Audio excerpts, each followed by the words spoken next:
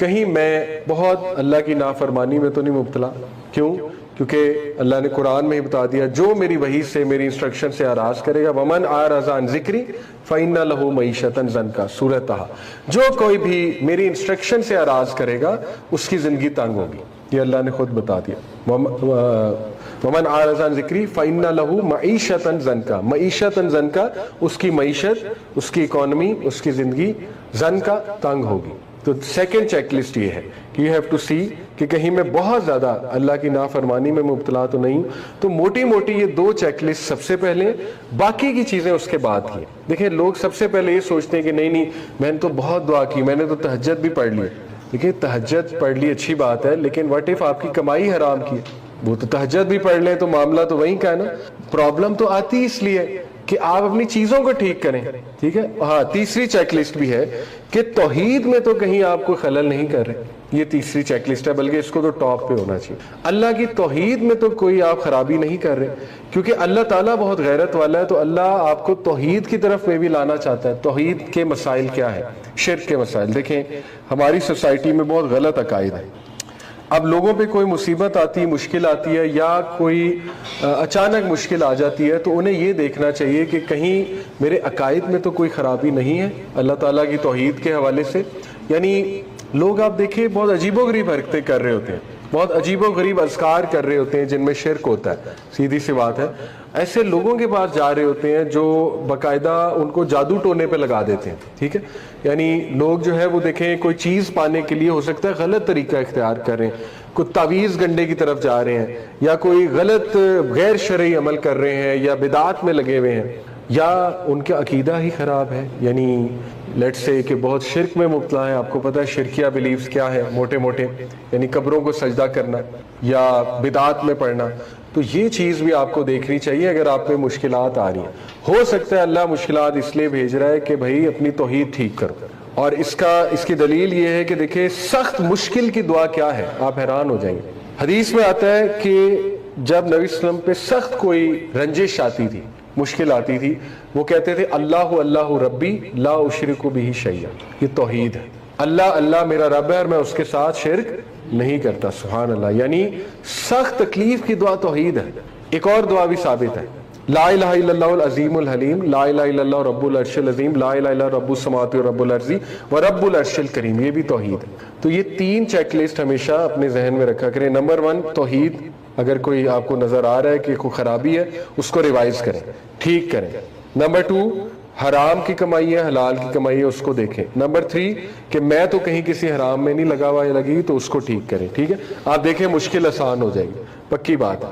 Okay, اس کے بعد جو ہے یہ بات جان لیں کہ دین اسلام دنیا بنانے کو بھی انکریج کرتا ہے، ٹھیک ہے، یہ کوئی حرج نہیں ہے اس میں۔ کیوں؟ نبی صلی اللہ علیہ وسلم نے فرمایا 4 چیزوں میں خوشی ہے۔ دیکھیں کتنی انکریجنگ حدیث ہے۔ نمبر 1 ایک نیک لائف پارٹنر میں، اچھے لائف پارٹنر ہے۔ نمبر 2 بڑے گھر میں، اسپیشیس ڈویلنگ۔ نمبر 3 نیک نیبر میں۔ نمبر 4 اچھی سواری میں۔ یہ چاروں دنیاوی چیزیں، ٹھیک ہے۔ تو اسلام انکریج کرتا ہے دنیا بنانے کو۔ اس کے بعد 4 چیزوں میں مزری ہے، ڈپریشن ہے۔ نمبر 1 ایک برے نیبر میں، ایک برے جیون ساتھی میں، ایک ریسٹرکٹیو ڈویلنگ میں، ٹھیک ہے، اور نمبر 4 ایک بیڈ ماؤنٹ میں، بری سواری میں۔ ریسٹرکٹیو ڈویلنگ دیکھیں ایک تو ہے کہ چلو قسمت میں نہیں تھا، وہ ایک الگ بات ہے، لیکن یوزلی نبی نے فرمایا کہ بڑی ڈویلنگ اچھی ہوتی ہے۔ اس کی وجہ یہ ہے کہ ایک تو پردے کا نظام ہو جاتا ہے، ٹھیک ہے، سیدھی سی بات ہے۔ اگر آپ بڑا ہاؤس ہے تو پردہ از ایزی ٹو ڈو۔ کل کو کوئی شادیاں ہوتی ہیں، بھائی اکٹھے رہ رہے ہیں، تو یو انڈرسٹینڈ بڑی ڈویلنگ ہے تو separate accommodation is easy to give. بڑی ڈویلنگ ہے مہمانوں کو ٹھہرایا جا سکتا ہے، فوائد بہت ہے نا بڑی ڈویلنگ کے۔ بڑی ڈویلنگ ہے تو ویسے بھی بندہ ذرا دل خوش ہوتا ہے، اس کا باغ شاغ ہے، اس کا ذرا گھر بڑا ہے، ٹھیک ہے۔ تو دیکھیں اسلام نے باقاعدہ اس کو ایک ریزن قرار دیا خوشی، کوئی ایسی بات نہیں ہے، لیکن وہی بات ہے کہ ان چیزوں کا خیال رکھنا ہے۔ اسی طرح نبی نے باقاعدہ دنیا مانگنے کا حکم دیا ہے۔ کیا کہا کہ اللہم انی اسألک المعافات فی الدنیا والآخرہ، یہ بہترین دعا ہے۔ اللہ کے نبی نے کہا اس دنیا میں سب سے بہترین دعا یہ ہے کہ اے اللہ مجھے دنیا اور آخرت دونوں میں اچھائی دے۔ معافات، یہ عافیت کو کہتے ہیں۔ عافیت میں دیکھیں سب کچھ آ جاتا ہے، اچھی صحت، اچھا مال، برکت، everything, اچھا spouse, یہ بہت جامع دعا ہے. اللہم انی اسألک المعافات فی الدنیا والآخرہ. اب آخری کچھ چند چیزیں. کیا رزق پری ڈیسٹنڈ ہے؟ پری ڈیسٹنڈ ہے، اس میں کوئی دوسری بات نہیں. سورہ ہود میں اللہ کہتے ہیں وما من دابۃ فی الارض الا علی اللہ رزقها ویعلم مستقرها ومستودعها and there is no creature on earth but that upon Allah is its provision. کوئی بھی مخلوق اس زمین پر نہیں ہے لیکن اس کا رزق اللہ کے ہاں ذمہ ہے. اور یہ کتاب میں، کتاب مبین میں لکھا ہے، یعنی لوح محفوظ میں. اصل میں کانسیپٹ یہ ہے، سمجھ لیں اس کو. اب دوسری طرف یہ بھی کہا گیا ہے کہ ہم جس کا چاہتے ہیں رزق بڑھاتے ہیں، جس کا چاہے رزق کم کرتے ہیں. تو اس کو سمجھنا ضروری ہے. دیکھیں جو فائنل ویلیو آف رزق ہے وہ کانسٹنٹ ہے. Law of conservation of energy پڑھا، انرجی ریمینز کانسٹنٹ. لیکن کبھی کائنیٹک انرجی بڑھتی ہے، کبھی پوٹینشیل انرجی، کبھی کیمیکل انرجی، ٹھیک ہے، ایکسچینج ہوتی ہیں انرجی، لیکن فائنل ویلیو کانسٹنٹ رہتی ہے. پوری یونیورس کی انرجی کانسٹنٹ ہے. آپ کا رزق کانسٹنٹ ہے، وہ لکھ دیا اللہ سبحانہ تعالیٰ نے. اب اس سے کیا مراد ہے؟ کبھی بڑھتا ہے کبھی کم ہوتا ہے. دیکھیں اللہ تعالیٰ فرشتوں کو حکم دیتا ہے کہ لیٹ سے ایک مثال دیتا ہوں، 100 روپے آپ کا رزق ہے، ایک چھوٹی سی مثال. اب اللہ تعالیٰ نے آپ کو ایک موقع پہ 2 روپے بھیجنے ہیں اوپر سے، آسمان سے، ایک خاص دن میں، ٹھیک ہے. اس دن آپ کوئی ایسا عمل کر لیتے ہیں جو اللہ کو پسند آ جاتا ہے. اللہ کہتا ہے فرشتوں کو 4 روپے دے آؤ، 2 کی بجائے 4 دے آؤ. تو رزق بڑھ گیا، آپ کے پرسپیکٹو سے بڑھ گیا. اسی طرح اللہ ہو سکتا ہے کوئی ناراضگی ہو، 2 روپے نہیں 1 روپیہ دے کر آؤ، یا 1 روپیہ بھی نہ دو، 2 ہی نہ، ٹھیک ہے. وہ کیا ہوا؟ کم ہو گیا. تو رزق بڑھتا اور کم ہوتا ہے ڈیپینڈنگ آن آور اعمال. اس میں کوئی دوسری رائے نہیں. اللہ کھینچتا ہے کبھی، اللہ کبھی فراوانی دیتا ہے، ٹھیک ہے. تو باقی یہ کہ فائنل ویلیو وہ اللہ کو ہی پتا ہے، وہ اللہ نے ہمیں نہیں بتائی. ہمارا پرسپیکٹو یہی ہے کہ رزق بڑھ بھی جاتا ہے، اور یہ ہمارا پرسپیکٹو ہے. اللہ تعالیٰ نے ہمیں بتا دیا کہ ٹینشن نہیں لینی، وہ فائنل ویلیو مجھے پتا ہے، وہ میں نے دینا ہے، لیکن تم ایفرٹ کرو. اب یہ ہے کہ رزق کو بڑھانے کے پھر طریقے کیا ہیں؟ اگر رزق بڑھتا ہے تو اس کو بڑھانے کے کچھ طریقے تو ہوں گے، ٹھیک ہے. وہ طریقے کیا ہیں؟ نمبر 1، اب دیکھیں یہ دنیاوی طریقے آپ کو شاید مجھ سے بہتر پتا ہو، آپ کی ریسرچ بہت اچھی ہو. میں آپ کو دینی انشاءاللہ ایڈوائس دے سکتا ہوں. دنیاوی آپ انہی ایکسپرٹ سے لیں جو دنیا کے ایکسپرٹس ہیں، اور کوئی حرج نہیں ان سے مشورہ کرنے میں. لیکن دینی لحاظ سے یہ حدیث، علم کے لیے وقت نکالنا. سنن ترمذی کی حدیث ہے. 2 بھائی تھے، ان میں سے ایک جو ہے وہ دکان پہ اتنا نہیں آتا تھا، نبی صلی اللہ علیہ وسلم کے گیدرنگ میں بیٹھا رہتا تھا. تو اس کا بھائی شکایت لے کر آیا، اس سے کہا یا رسول اللہ اس کو آپ دکان پر بھیجیں، آپ کے پاس زیادہ بیٹھتا ہے. تو اللہ کے نبی صلی اللہ علیہ وسلم نے فرمایا perhaps you are granted provision because of him، شاید تمہیں رزق دیا اس کی وجہ سے جا رہا. ثابت ہوا کہ علم کے لیے ٹائم نکالنے سے رزق بڑھتا ہے. یہ بڑا بنیادی پوائنٹ ہے. دیکھیں آپ نے اگر اپنا رزق بڑھانا ہے، علم کے لیے کوئی وقت نکال لیں. کیا وقت نکالا جا سکتا ہے؟ علم کیا ہے؟ تجوید سیکھنا علم ہے، قرآن صحیح سے سیکھنا. ہماری 60 سال عمریں ہو جاتی، قرآن پڑھنا ہی نہیں آتا. بچپن میں سیکھا ہوتا ہے، اس کے بعد وی فورگیٹ قرآن پڑھنا کیسے ہے، ٹھیک ہے. تجوید سیکھنا علم ہے، سیرہ پڑھنا علم ہے، سیرت رسول سیکھنا پڑھنا، فقہی مسائل سیکھنا پڑھنا علم ہے. اور سب سے بہترین تو قرآن مجید کی تعلیم، اس کا ترجمہ، اس کی تفسیر. آپ اس کے لیے ٹائم نکالیں، چاہے ویک میں ایک بار نکال لیں، آپ دیکھیں بہت فرق پڑے گا. دوسرا، ہیلپنگ ادرس. نبی صلی اللہ علیہ وسلم نے فرمایا اللہ اپنے بندے کی ہیلپ کرتا رہتا ہے. اللہ ہیلپس دا سرونٹ، یہ آخری جملہ، as long as he helps his brother. جب تک وہ لوگوں کی مدد میں لگا رہتا ہے اللہ اس کی مدد میں لگا رہتا ہے، اور وافر دیتا ہے اللہ انہیں جو لوگوں کی مدد کرتے ہیں. اللہ کا رول ہے، ٹھیک ہے. جو کوئی بھی اپنے بھائی کی کوئی مشکل آسان کرتا ہے اللہ اس کی مشکل آسان کرے گا. جو کوئی بھی اپنے بھائی کی ڈیفیکلٹی میں مدد کرے گا اللہ اس کی ڈیفیکلٹی میں. جو کوئی اپنے بھائی کا عیب چھپائے گا اللہ اس کے عیب چھپائے گا. اللہ تب تک مدد میں لگا رہتا ہے جب تک بندہ اپنے بھائی کے مدد میں لگا رہتا ہے. تو لوگوں کی مدد کرنا، مدد فائنینشیل بھی ہو سکتی ہے، مدد ایموشنل بھی ہو سکتی ہے، مدد کوئی بھی ہو سکتی ہے. نمبر 3، بینیفیشل ہونا لوگوں کے لیے. نبی صلی اللہ علیہ وسلم نے فرمایا سب سے محبوب انسان اللہ کو کون ہے؟ جو لوگوں کے لیے بینیفیشل ہے. یہاں تک اس کی فوقیت ہے کہ اللہ کے نبی صلی اللہ علیہ وسلم نے فرمایا میرے لیے، یعنی ان کے لیے، اس سے زیادہ محبوب، کس سے زیادہ محبوب کہ میں اپنی مسجد میں، مسجد نبوی میں 30 دن رمضان میں اعتکاف کروں. کتنی بڑی بات. نبی صلی اللہ علیہ وسلم نے فرمایا میرے لیے اس سے زیادہ محبوب ہے باہر نکل کے کسی بھائی کی مدد کرو. اتنی فوقیت ہے کسی کی مدد کرنے میں, ٹھیک ہے, عبادات سے بھی زیادہ فوقیت ہے.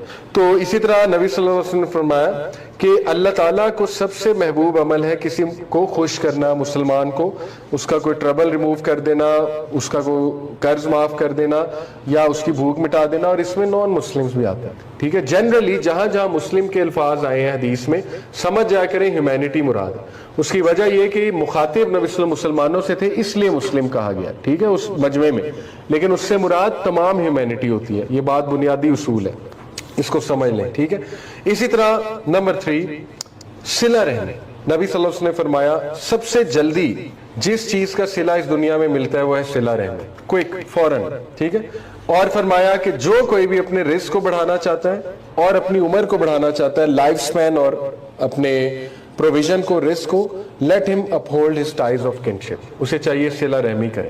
رحمی رشتے کون سے ہوتے ہیں؟ اگر میں آپ سے پوچھوں رحمی رشتے کون سے ہیں, سب سے پہلے تو بہن بھائی اور ماں باپ, یہ رحمی رشتے ہیں بنیادی طور پہ, ٹھیک ہے.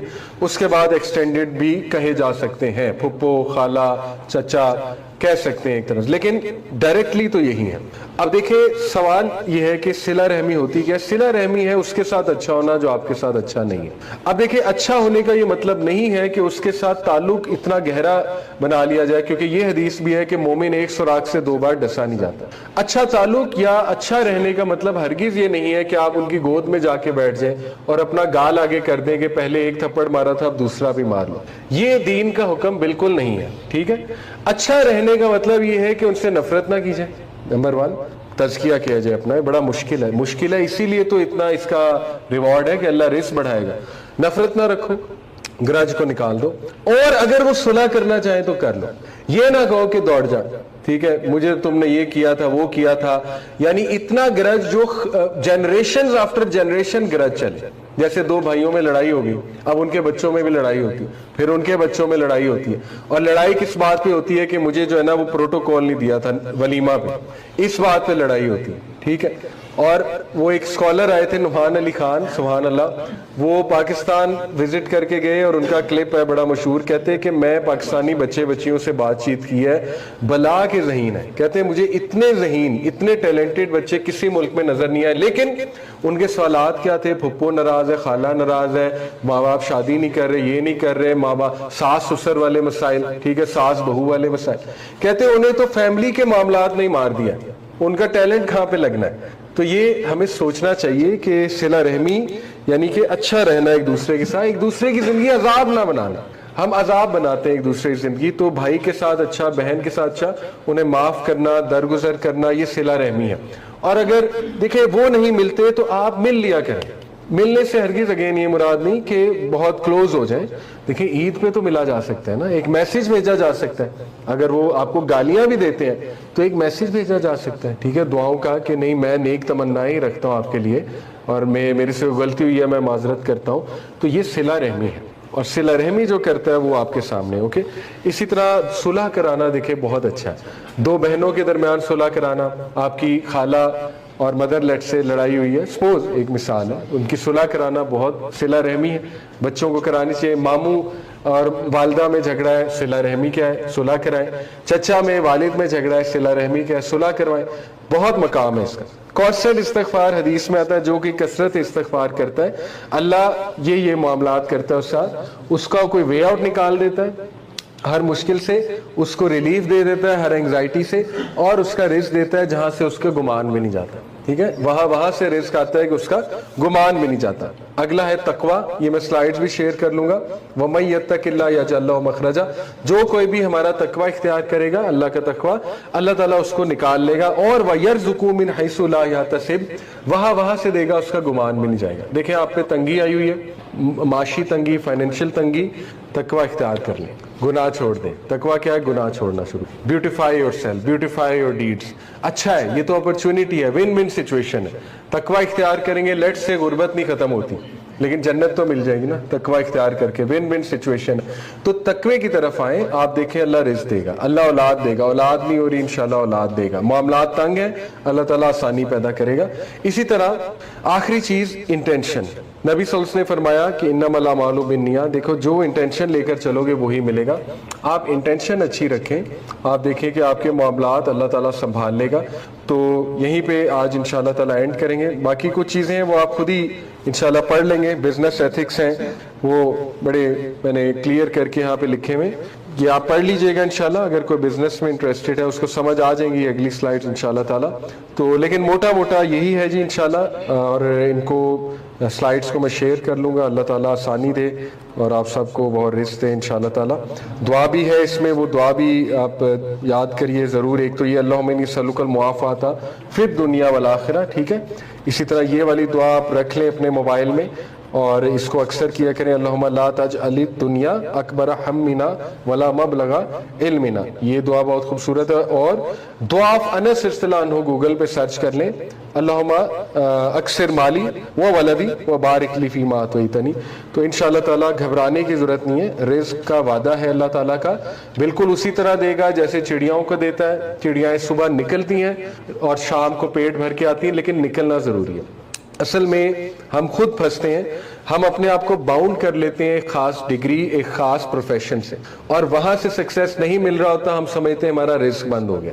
دیکھیں اگر سپوز آپ کو انجینئرنگ سے رزق نہیں آ رہا ہے تو ہو سکتا ہے اللہ نے کہیں اور لکھا. کئی لوگ ہیں وہ بہت کچھ کر رہے ہوتے ہیں, ہاتھ پیر ماریں, ٹرائی کریں, ٹرائی سم تھنگ نیو. اپنے آپ کو خود نہ باندھیں ایک چیز میں, ٹھیک ہے.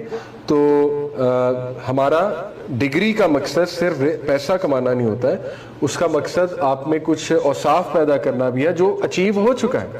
کوئی بات نہیں اگر آپ کو پیسہ, اب جیسے میں جی آئی کے کا پڑھا ہوں, میکینیکل انجینئر ہوں, میں تو انجینئرنگ سے نہیں کما رہا, ٹھیک ہے, لیکن اس نے مجھے بہت کچھ ایڈ کیا, یونیورسٹی نے مجھے بہت کچھ دیا ہے, میں خوش ہوں, راضی ہوں.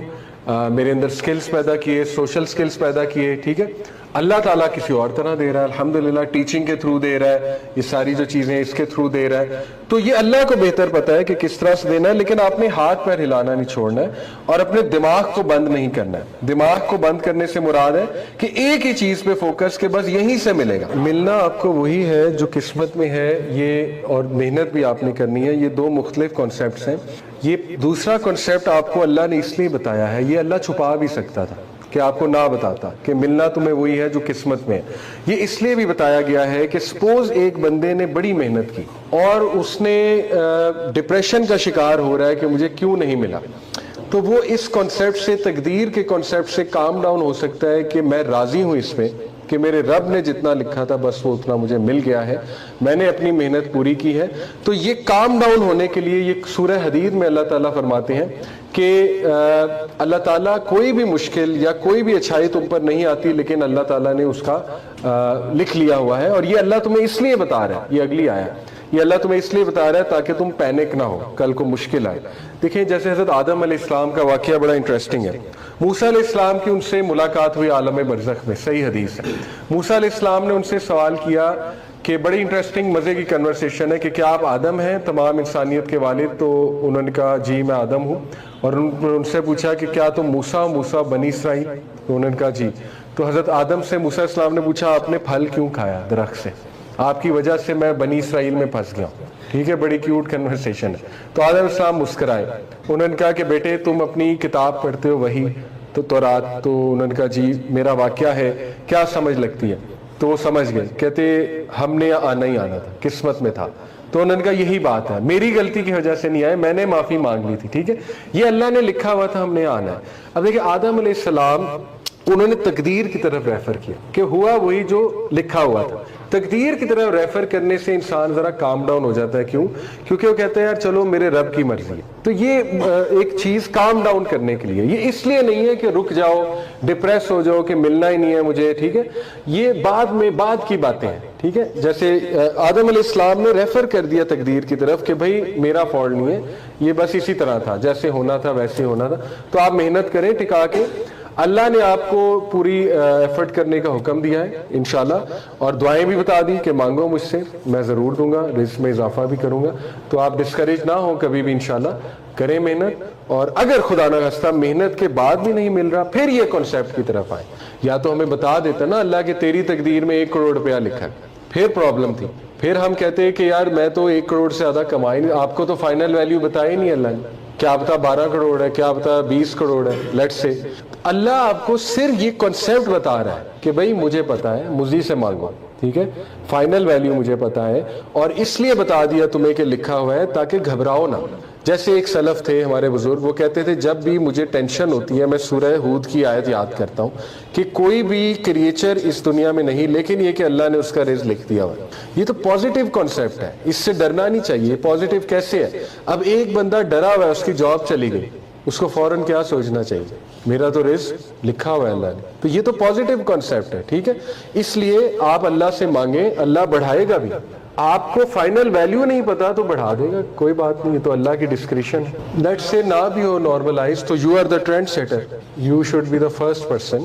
جیسے انبیاء ٹرینڈ سیٹرز تھے، سوسائٹی نے ان کو کوسا بھی، تانے بھی دیے، سوسائٹی وینٹ اگینسٹ دیم. تو یہ تو آپ کے پاس موقع ہے ٹو سیٹ اے ٹرینڈ، کوئی ایسی کمپنی بنانے کا جہاں پہ شرعی رولز ہوں، جہاں پہ حرام ایلیمنٹ نہ ہو، ٹھیک ہے.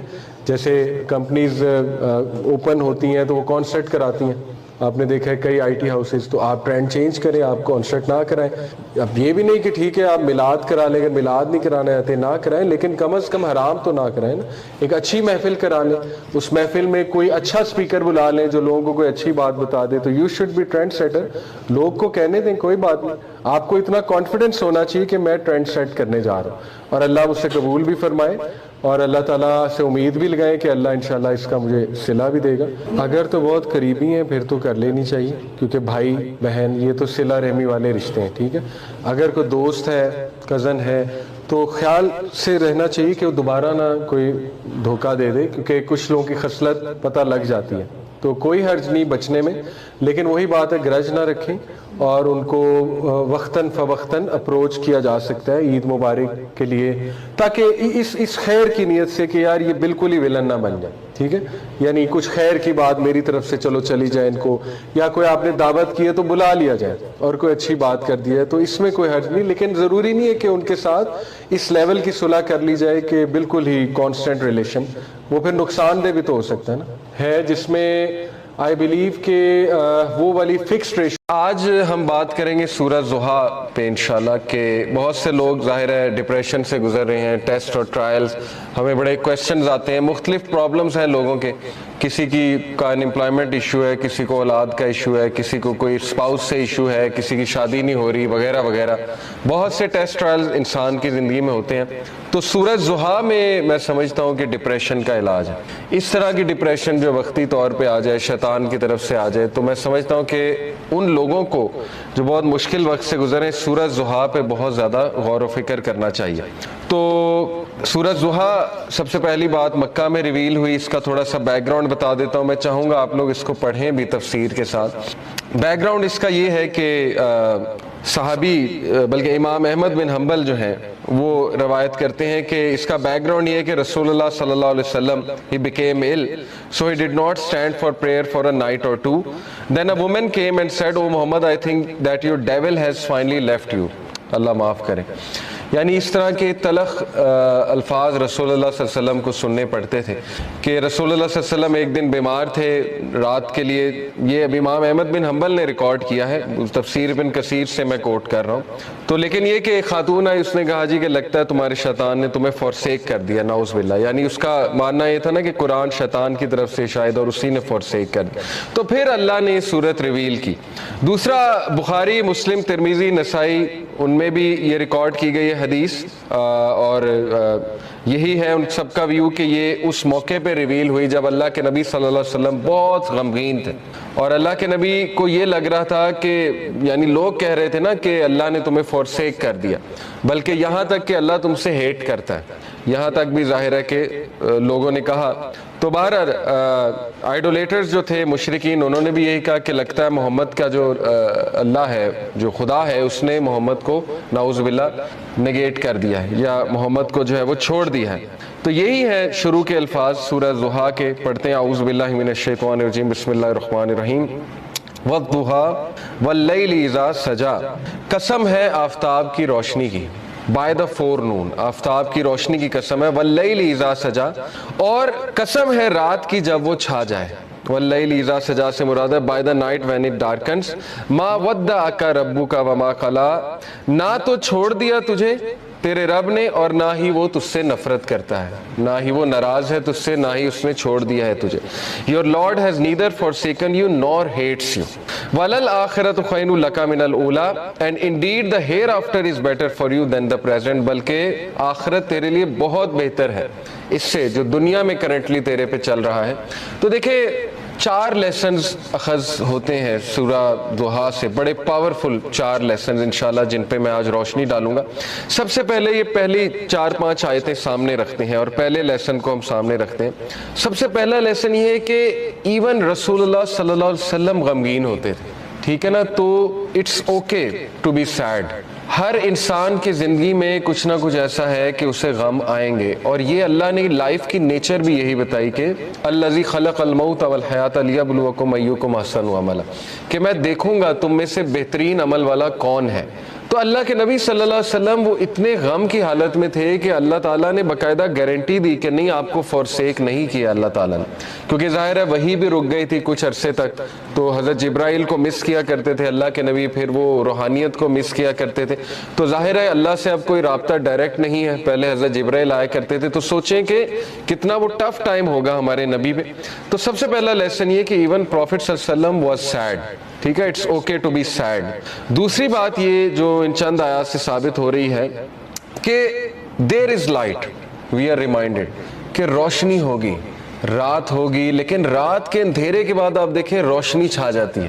تو اللہ نے اسی لیے سٹارٹ ہی اسی سے کیا، والضحیٰ، کہ میں قسم کھاتا ہوں آفتاب کی روشنی کی، یعنی there is always hope, there will always be a new day, اور time will come and go, وقت آئے گا، برا ٹل جائے گا، پھر کچھ اللہ کی طرف سے راحت آ جائے گی۔ تو this is how things happen, life کی نیچر اللہ تعالیٰ بتا رہا ہے کہ یس اندھیرا بھی چھا جاتا ہے، اور وہ پورا کا پورا چھا جاتا ہے، لیکن کبھی بھی اندھیرا پورا کا پورا نہیں رہتا ہے، صبح ہوتی ہی ہوتی ہے۔ تو اسی لیے اللہ نے سٹارٹ ہی والضحیٰ سے کیا، واللیل اذا سجا، اور جب رات کا اندھیرا چھا جائے، ما ودعک ربک وما قلی۔ یہاں سے یہ بھی ثابت ہوتا ہے کہ ضحیٰ پریئر جو ہوتی ہے، جسے ہم چاشت کی نماز بھی کہتے ہیں نا، 2 رکعت نفل، تو اس کے بارے میں میں ایک حدیث سنا دیتا ہوں۔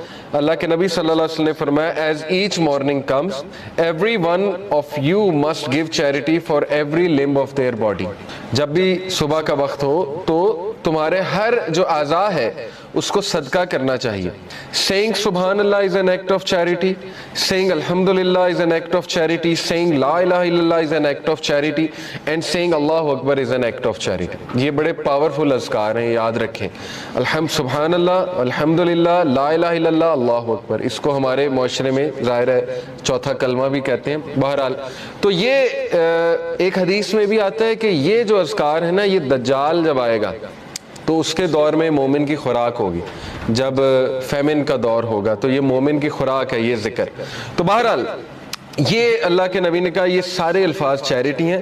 commanding people to do good is an act of charity and forbidding evil is an act of charity. To pray 2 units at the time of duha suffices all of this charity. اللہ کے نبی نے کہا جو بھی 2 رکعت چاش کی نماز پڑھ لیتا ہے وہ ان ساری چیریٹیز کو اوور کم کر لیتے، یعنی اس کی وہ اس دن کی چیریٹی ہو جاتی ہے، یہ جتنی بھی چیریٹیز اللہ کے نبی نے بتائیں۔ تو یہ ہے چاش کی نماز کا جو ریوارڈ۔ چاش کی نماز جو ہے وہ سورج جب رائز ہو جاتا ہے تو اس سے لے کر ظہر کی نماز سے تھوڑا سا پہلے تک، آپ کہہ لیں آج کل 11 بجے تک پڑھ سکتے ہیں، 11 سوا 11 تک غالباً، یا اس سے تھوڑا سا پہلے۔ آپ نے دیکھا ہوگا تبلیغی جماعت لے جاتی تو وہ یہ عادت ڈالتی ہے. ابابیل کی نماز بھی آپ نے سنا ہوگا, چاش کی نماز, دوحہ کی نماز, یہ ساری. ہم بات کر رہے تھے لیسنز کی, تو لیسن یہ چند آیات سے یہ نکلا کہ ہر اندھیری رات کے بعد روشنی آنی ہے, کبھی بھی سچویشن سیم نہیں رہتی. تو مومن کو کبھی بھی ہوپ لیس نہیں ہونا چاہیے کسی بھی سچویشن کے بارے میں. ہوپ ہی ایک ایسی چیز ہے نا جو انسان کو زندہ رکھتی ہے, ہوپ ہی ایک ایسی چیز ہے جو انسان کو ہیلدی رکھتی ہے. تو اللہ تعالیٰ ہوپ دلا رہا ہے, یہ اللہ کے الفاظ ہیں, یہ کسی انسان کے الفاظ نہیں ہیں کہ اللہ تجھے نہیں چھوڑ سکتا, نہ اللہ تجھ سے ہیٹڈ کرتا ہے. بس یہ اللہ کے کچھ طریقے ہوتے ہیں انسان کو ٹیسٹ کرنے کے لیے, انسان کو کچھ سکھانے کے لیے. اور پھر اللہ نے وعدہ کیا وَلَلْآخِرَةُ خَيْرٌ لَكَ مِنَ الْأُولَىٰ کہ اے نبی یہ دنیا تو ہے ہی آپ کے لیے بہت بہتر, لیکن یہ کہ آخرت اس سے بھی بہتر ہوگی آپ کے لیے. تو اس دنیا کے جو غم ہے, اس دنیا میں جو ٹیسٹ اینڈ ٹرائلز ہیں, وہ کہیں آپ لوگوں کو اس غم میں نہ ڈال دیں کہ میری زندگی میں اتنے پرابلمز کیوں ہیں, کیونکہ یہ دنیا کی زندگی تو ہے ہی بہت ٹیمپرری. اصل میں آخرت کی زندگی ہے, وہاں پہ آپ کا ریوارڈ جمع ہو رہا ہے. اور پتہ نہیں اللہ کے نبی کو تو اللہ نے کتنا دینا ہے. دیکھیں انا اعطیناک کل کوثر, جب یہ صورت نازل ہوئی تھی تو اللہ کے نبی بہت خوش تھے, اور صحابہ نے خوشی کی وجہ پوچھی تو اللہ کے نبی صلی اللہ علیہ وسلم نے کہا کہ اللہ تعالیٰ نے مجھے آج بہت بڑی خوشخبری سنائی کہ اللہ نے مجھے الکوثر دینا ہے, اور اس سے میں اپنے امتیوں کو پانی بھی پلاؤں گا. تو یہ بہت بڑا سٹیٹس ہے, اور مقام محمود آپ کی سوچ ہے وہ کتنا بڑا سٹیٹس ہے اللہ کے ہاں, کہ نبی صلی اللہ علیہ وسلم جو ہے وہ کتنا قریب ہوں گے اللہ تعالیٰ کے جنت الفردوس میں. تو اس لیے مومن کے لیے دیر از آلویز ہوپ. اگر زندگی میں کوئی کمی رہ جاتی ہے, کچھ مل جاتا ہے, کچھ نہیں مل جاتا ہے, تو مومن کبھی بھی ہوپ لیس نہ ہو.